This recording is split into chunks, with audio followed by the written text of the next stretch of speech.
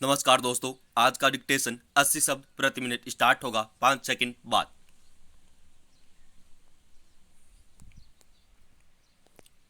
Start. अध्यक्ष महोदय, सबसे पहले मैं दो तीन बातों के बारे में करना चाहता हूं कि जो कि सदन में कही गई है और जिनका अभी तक हमें मंत्री जी से कोई उत्तर नहीं मिला है। विराम।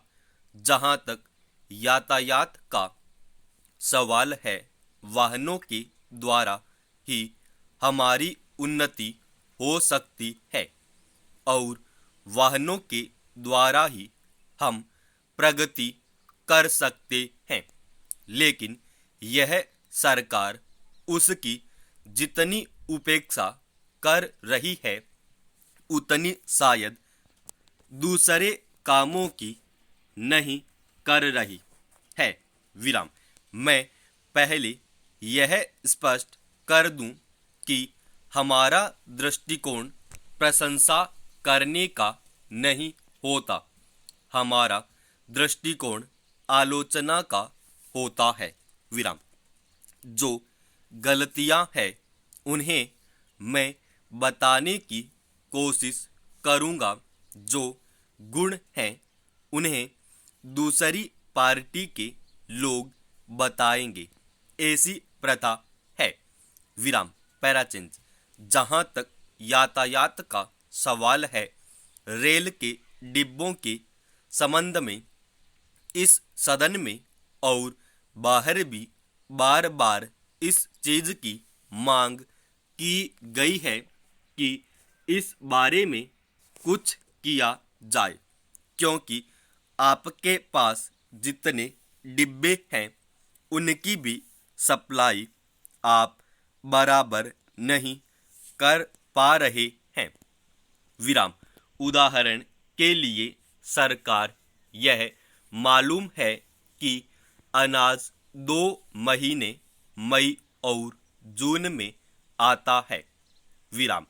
इसी समय वह किसानों के पास से मंडियों में आता है, लेकिन उस समय जहां भी मंडी है वहां लेगन नहीं दिए जाते हैं। जब वर्षा शुरू हो जाती है तब वेगन दिए जाते हैं। विराम। एक तरफ तो आप कहते हैं कि किसानों को सुविधाएं दे रहे हैं और दूसरी तरफ उनके अधिकारों पर हमला किया जा रहा है। विराम। जब फसल आने पर वेगन नहीं मिलेंगे तो उसका परिणाम क्या होगा कि बाजार में अनाज तो आप खरीदेंगे, लेकिन खरीदने वाले होंगे क्योंकि उनके पास पैसा नहीं होगा।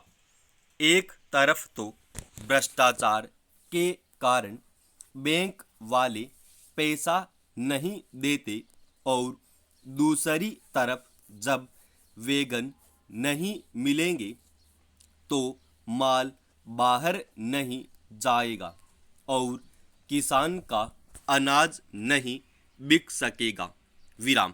इससे उनका बहुत नुकसान होता है। विराम। पैराचेंज।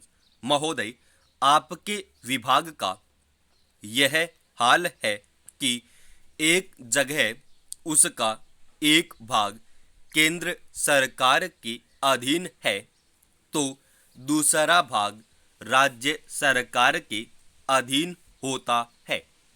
वहीं पर आपका कानून अलग अलग होगा। विराम। वह सारे भागों में एक सा लागू होना चाहिए, लेकिन दुख की बात है कि रेलवे में अलग अलग सुविधाएं हैं, उनका जब तक आप एकीकरण नहीं करते हैं तब तक आप कुछ कंट्रोल नहीं कर सकते विराम समाप्त।